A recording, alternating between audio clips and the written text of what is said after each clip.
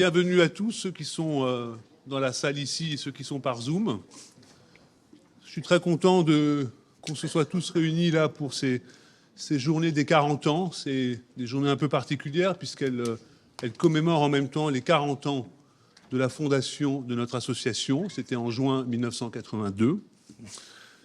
Et nous avons tâché de faire des journées un petit peu particulières, avec un fonctionnement qui va être un petit peu différent des journées habituelles, puisque c'était l'occasion peut-être d'essayer un format un peu différent.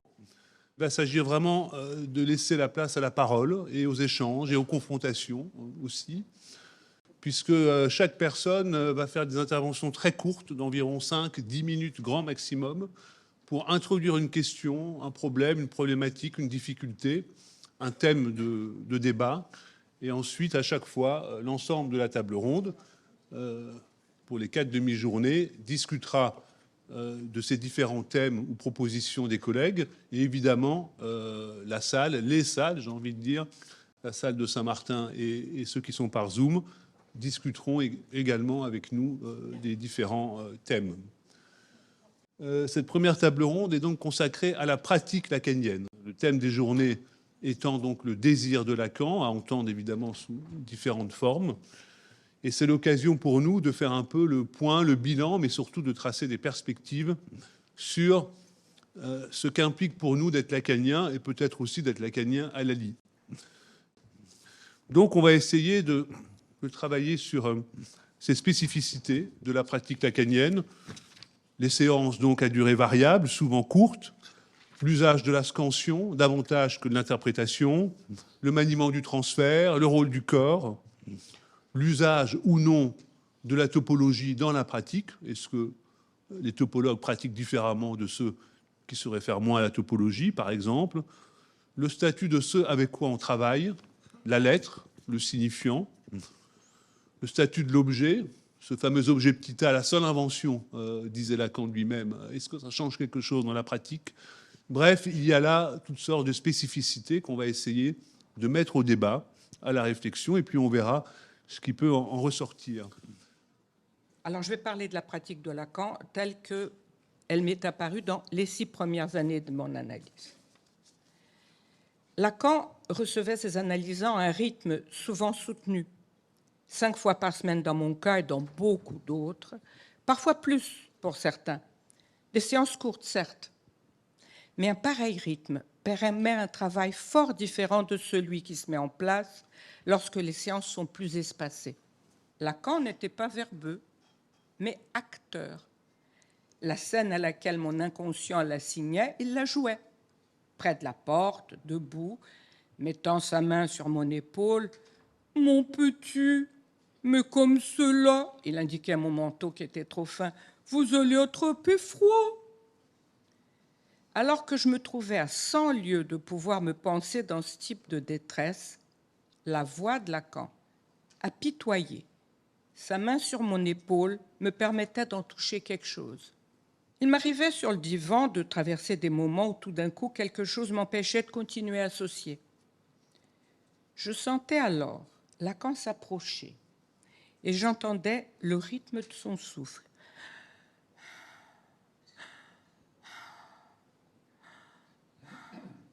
Mais vraiment dans l'oreille. Ce qui avait son efficace, mon flot associatif repartait. Lacan savait s'ébahir, éclater de rire, comme si je venais de faire un mot d'esprit. J'avais découvert quelque chose. Ça, c'est une expérience qui marque, celle de découvrir qu'on est la source d'un dire qui réjouit l'autre, son analyste. Depuis, ma clinique du nouveau-né m'a enseigné que quand le petit bébé repère qu'il est source, cause de la jouissance de l'autre, cela provoque un renversement de place. D'objet aimé, la place propre du bébé, il devient aimant. Le transfert, quand Lacan le joue, c'est du côté du semblant, du masque. Je devins, dans ce jeu qu'il mettait en place, son objet manquant. Bon, une anecdote, il y en aurait d'autres. Je manque 3 séances, j'en ai 5. Le matin de la 4e, coup de fil, et une voix suppliante, il y a mon mari qui me passe et demande qui c'est cette personne désespérée au téléphone. ma vie, on aurait dit ma vieille mère. Quand est-ce que je vais vous voir, mon petit? J'arrive, docteur, je réponds. J'ai ouvert le capot de la voiture en sortant du parking, mais bon, c'est au moins... Je ne suis pas sans savoir que cette détresse, Lacan la joue au nom du semblant, hein, il est comme un acteur grec avec un masque. C'est une scène théâtrale, mais ça a ouvert un nouveau pan de mon analyse.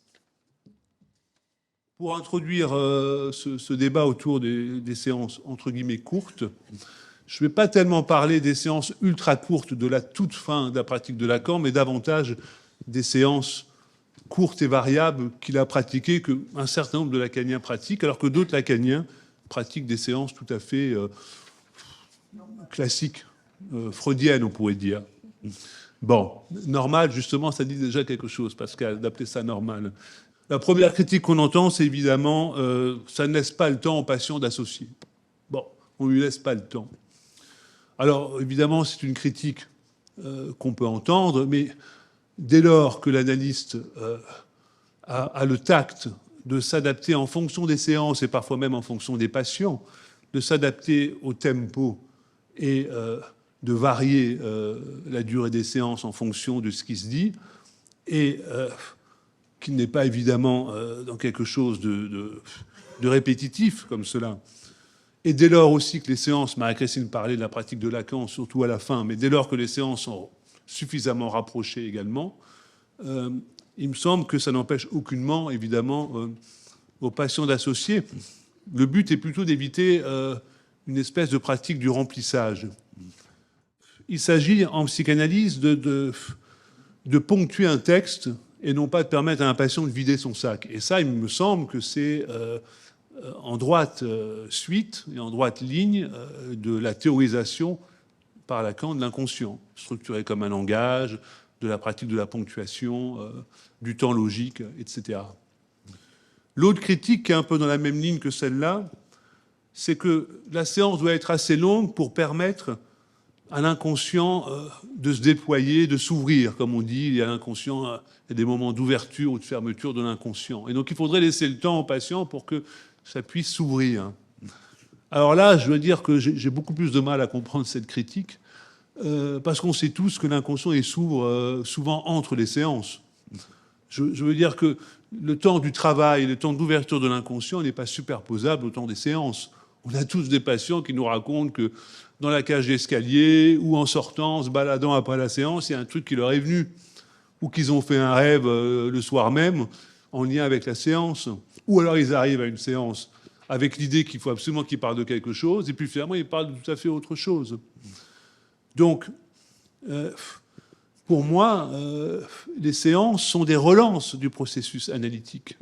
Ce sont des relances, elles n'ont pas besoin de durer 2 heures, surtout pas parce que ça épuiserait tout le monde. Mais je veux dire, ce sont des relances d'un processus qui, idéalement, je dirais, est quasiment permanent. 24 heures sur 24, un patient en analyse est en analyse. Troisième petite critique, plus agressive peut-être comme critique encore, c'est que cela vient fétichiser le signifiant sur lequel l'analyste arrêterait le patient et que ça ferait de l'analyste un espèce d'analyse tout-puissant ou d'oracle qui viendrait arrêter sur le mot magique. L'analyste, il arrête là parce qu'il pense qu'il y a peut-être quelque chose à entendre, peut-être pas, ou peut-être... Mais en tout cas, il ne lui dit pas ce qu'il y a à entendre. Il lui dit, ah, on s'arrête là, il y a peut-être quelque chose à entendre. C'est-à-dire que c'est davantage une marque de confiance envers son analysant. Ce n'est pas une marque de la toute-puissance de l'analyse, c'est plutôt une marque que c'est l'analysant qui fait le travail, et donc c'est une marque à la fois de confiance et d'encouragement, puisque c'est une façon de dire à son patient, eh ben, il y a peut-être là quelque chose à entendre, à toi de voir, on verra la prochaine fois. C'est un encouragement à poursuivre toujours, à ne pas s'arrêter, notamment sur le sens trop vite, par exemple, mais à poursuivre le travail. Ce qui n'empêche pas, bien sûr, l'analyste à d'autres moments d'intervenir, de parler, de jouer le transfert, comme Marie-Christine le racontait tout à l'heure, parce qu'il s'agit quand même d'aider le patient à ne pas répéter en permanence et à ne pas faire de la névrose de transfert une pure répétition de la névrose infantile. Il faut quand même à un moment que l'analyste puisse bousculer un peu son patient pour que quelque chose peut-être se passe. Et puis, quatrième et dernière critique qu'on entend souvent, c'est une pratique brutale. C'est violent pour le patient. Alors là, peut-être cette critique est pas absolument infondée. C'est une pratique peut-être un peu plus brutale, frustrante. Bon, peut-être c'est une pratique plus brutale, mais je dirais que ce qui est brutal, c'est l'inconscient. C'est la névrose qui est brutale. C'est pas tellement la pratique.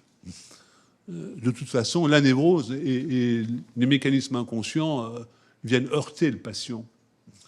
C'est surtout une pratique qui tâche de ne pas se concentrer uniquement sur les dimensions symboliques et imaginaires de l'objet transférentiel, de l'analyse comme représentant de l'objet petit a, mais c'est une pratique qui, avec cette manière de scander à des temps plus ou moins courts, peu importe, de scander les séances, qui vise, par la coupure justement, par l'énigme et la relance, qui vise à cerner quelque chose de la dimension réelle de cet objet.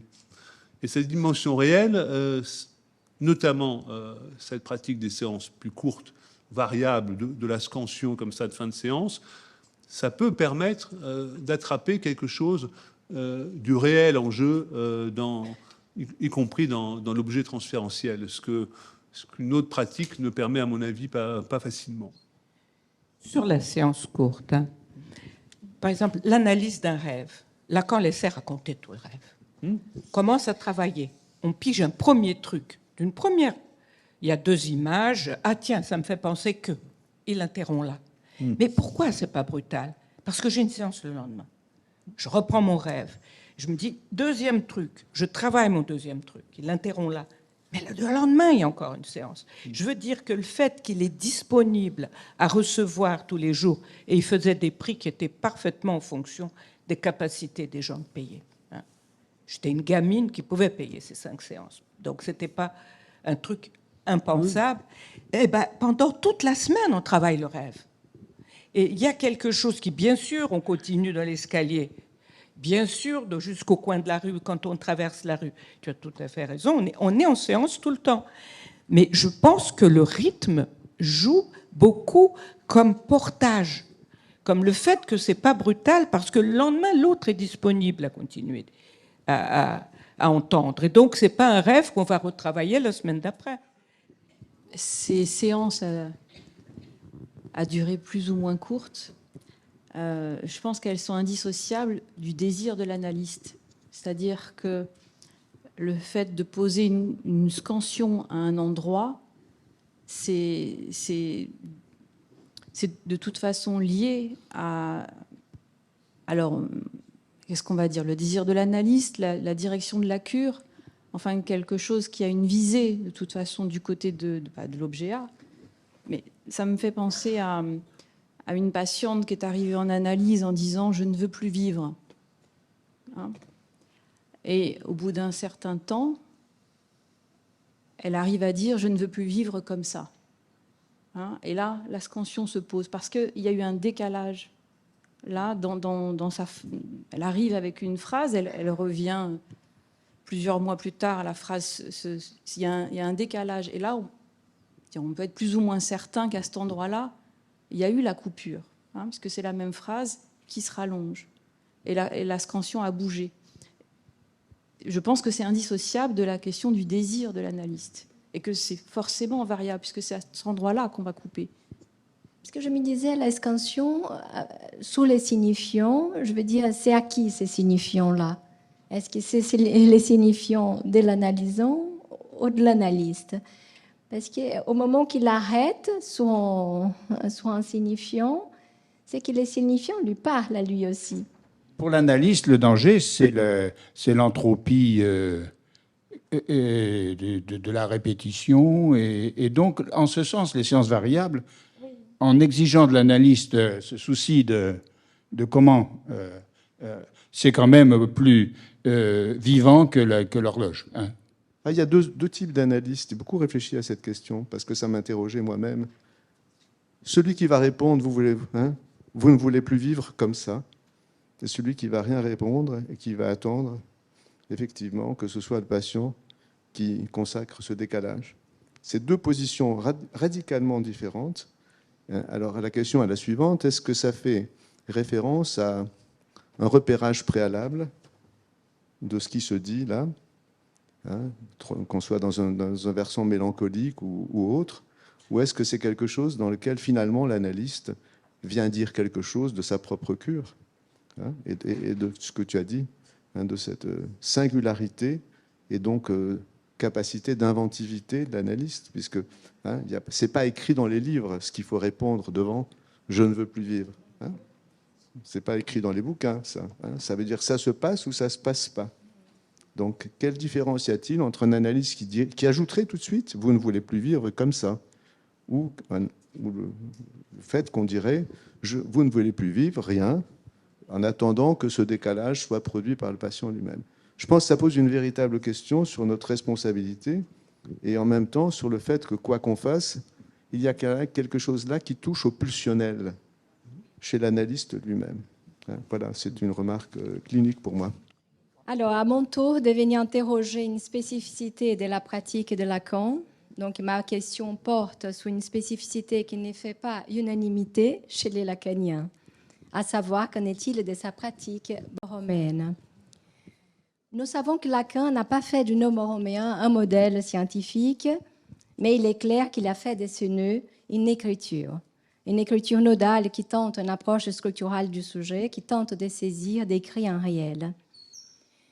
Si je prends comme support l'écriture du nœud borroméen à 3, n'est pas tant sur ce qu'il nous amène comme élément de lecture.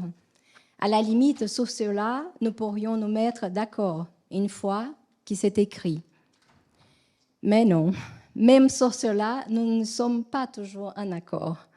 C'est vrai que comme toute écriture, la lecture qui en découle resterait du domaine de l'interprétation. Ce qui est frappant et qu'on oublie trop souvent, c'est que nous n'avons pas tous été touchés par les désirs de Lacan de la même façon et que les modalités de cette rencontre avec ce qui a été son désir d'analyste, conditionnent notre façon de pratiquer Lacan. En quoi consiste cette pratique de nœud? Si ce n'est de venir s'orienter, s'y coller à la structure borroméenne. Il faut s'orienter dans la structure, disait Lacan, dans la topologie et le temps. Et comme pour une carte, avant de pouvoir s'y orienter, il faut tout d'abord savoir la lire. Alors, lisons ensemble les grandes lignes de ce nœud. Il me semble important de poser ces grandes autoroutes. Cela aiderait à rentrer en discussion. De mon point de vue, à mon sens, je dirais que ce nœud s'y lie à 3. Il n'y a pas un au moins un manquant, forclos. Ce n'est pas un nœud malade. Là, les copains vont être fâchés. Pathologique, déficitaire. Au contraire, il introduit une relativisation de l'instance paternelle qui est plutôt bienvenue, car il propose une écriture moins normative de la structure. Ces passages du nom du père au pluriel, cette topologie qui passe du un au trou est un virage éthique radical. Comme je disais, cela introduit un rapport moins déficitaire et moins fixiste, déjà des psychoses, qui trouve ici la possibilité d'écriture qui ne s'y réfère pas uniquement au signifiant nom du père. À mon sens, c'est en cela que cette écriture est un outil, une grille de lecture précieuse pour déchiffrer ce que nous appelons aujourd'hui la clinique contemporaine, qui justement de ce signifiant nom du Père ne veut pas entendre parler.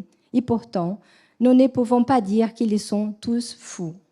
Alors, les arrimages se font autrement, avec les possibles et les impossibles que cela implique. La pratique borroméenne est avant tout une éthique borroméenne. Donc, en grande ligne, rapidement, donc nous avons les 3 dimensions RSI, réel, symbolique, imaginaire, qui sont absolument équivalents et solidaires à l'égard de la structure, pas l'un sans les autres.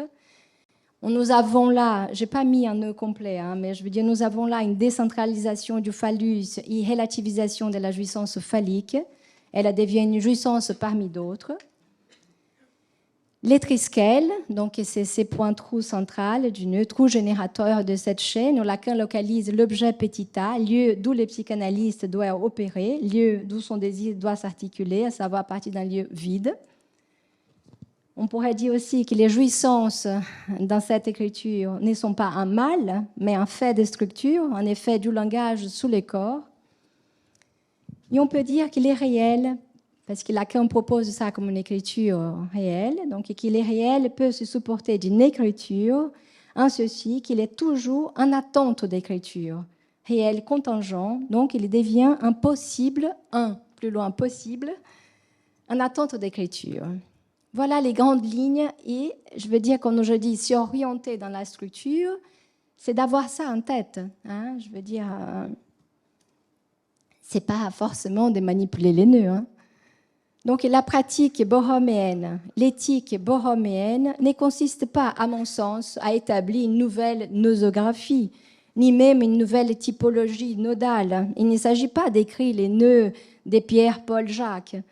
Pour ma part, ce qui m'intéresse, c'est de saisir la structure du nœud. Comment ça marche là-dedans? C'est une écriture, un outil qu'on trouve la quasi-totalité des concepts lacaniens, articulés, nués, en même temps, là, ici, à portée de main. Ce qu'on appelle avoir la théorie de l'objet petit a dans sa poche. Oui, merci Tatiana. Je vais essayer de dire comment ça fonctionne pour moi, la référence au nœud borroméen.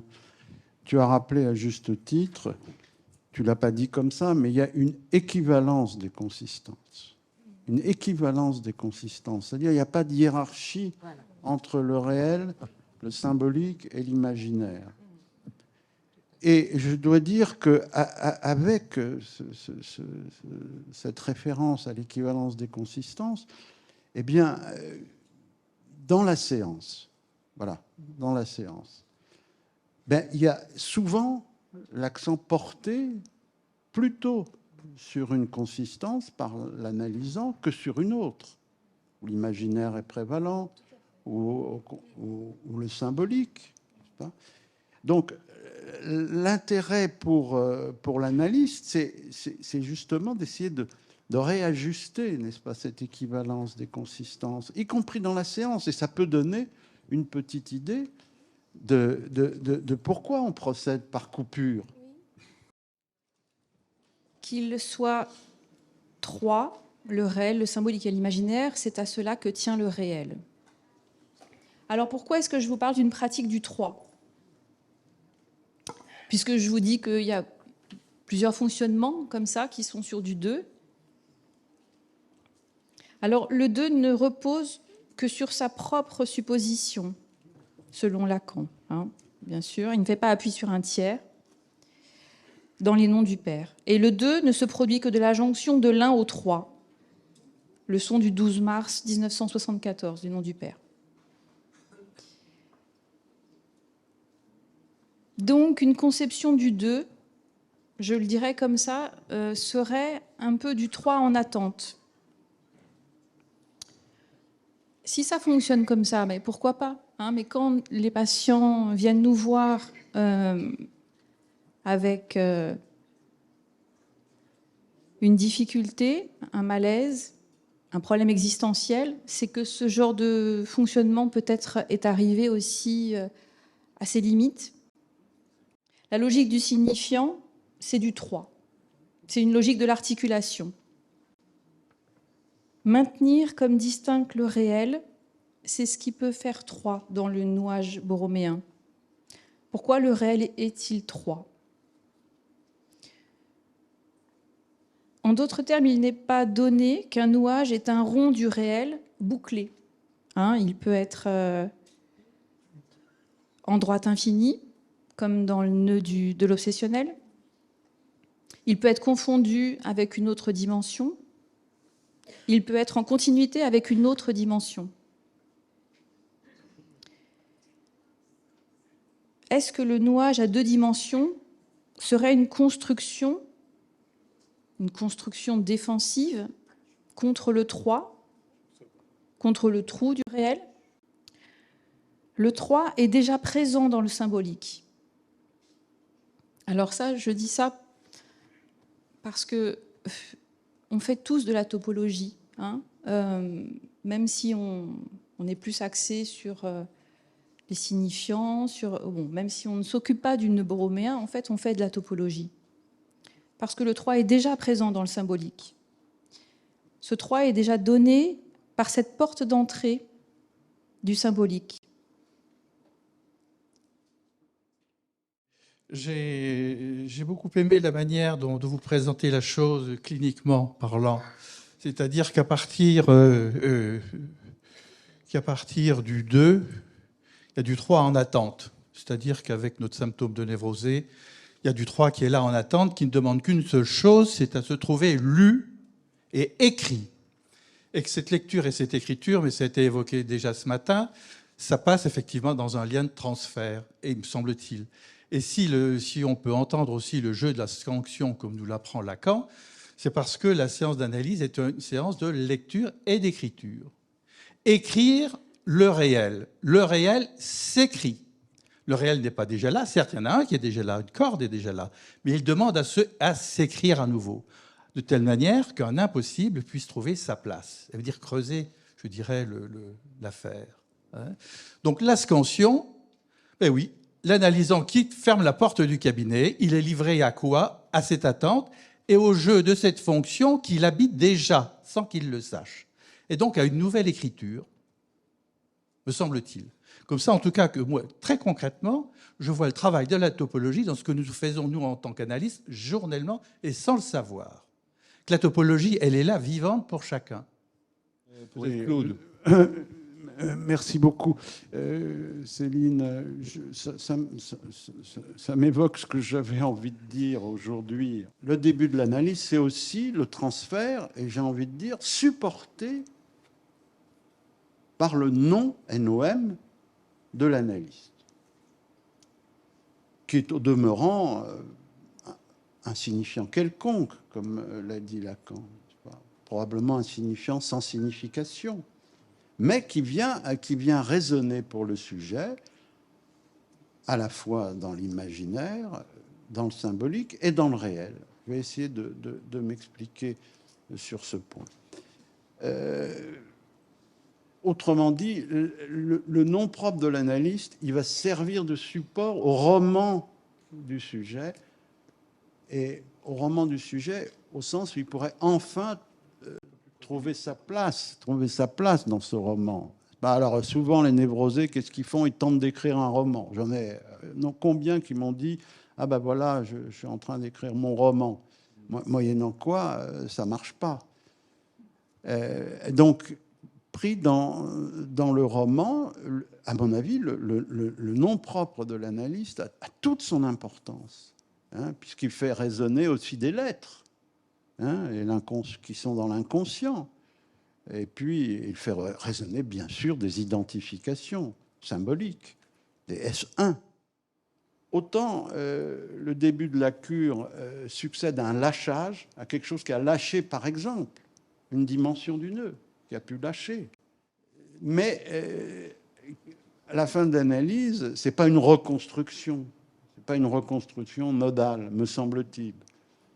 La fin d'analyse, c'est une séparation, me semble-t-il. À la suite de Lacan, je dis ça à propos de ce moment qu'il évoque dans cette version de la proposition d'octobre, c'est de pouvoir se séparer, dit-il, de l'autre grand A en moi. En moi. C'est-à-dire de se séparer de ce qui a eu valeur de destin. C'est-à-dire qui, dans le grand autre, était repéré à tort comme une destinée. Alors les Grecs méphounai, mais on n'est plus dans cette dimension tragique, n'est-ce pas, aujourd'hui? Non, me semble-t-il. On n'est plus dans la dimension du tragique oedipien. Donc se séparer de l'autre en moi. Alors est-ce que ça veut dire, comme vous l'évoquiez, Céline, aimer son inconscient? Je ne suis pas certain. Je ne suis pas certain qu'il faille aimer son inconscient. D'ailleurs, Lacan dit, mais vous avez la chance de pouvoir aujourd'hui, dans le même séminaire que vous avez cité, vous avez la chance aujourd'hui de pouvoir ne plus aimer votre inconscient. Voilà, ce moment où, enfin, merde, voilà, quelque chose se sépare, quoi. Se sépare. Donc, ne plus aimer son inconscient. Alors, est-ce qu'il faut aimer, ne plus aimer son inconscient? En tout cas, ne plus aimer sa psychanalyse comme soi-même. Ça, c'est sûr. Parce que c'est un peu le problème de l'éternisation du transfert. Bon, moi, je vous dis simplement, mon propos avait été de parler de la psychanalyse est intransmissible et que c'est bien ennuyeux que chaque psychanalyste soit forcé de la réinventer. Et du même coup, le problème de savoir, après ma réinvention, si je suis toujours lacanien. Bon, Lacan réinvente la psychanalyse à partir d'une réponse symptomatique. Sa réponse symptomatique à la découverte freudienne, si elle est vraie, dit-il. Et lui, sa réponse a été de dire, c'est le réel, inventer la notion de réel.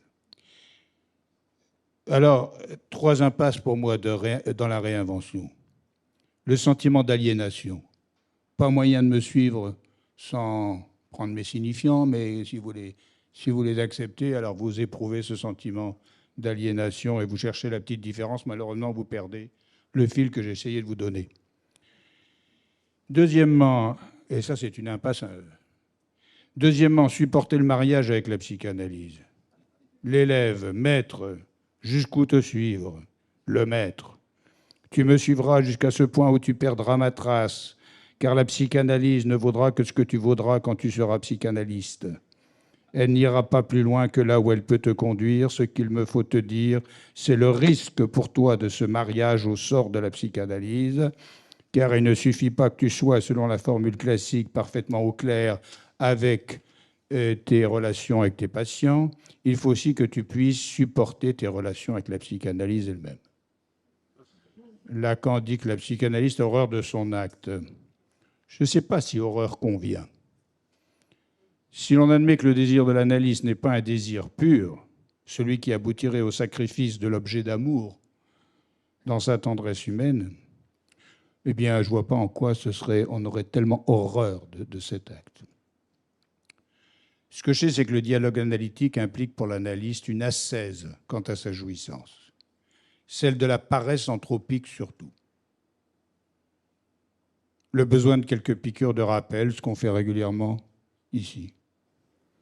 Dans l'acte analytique, l'analyste est tout seul à répondre de ses effets comme analyste, mais pas tout à fait sans recours.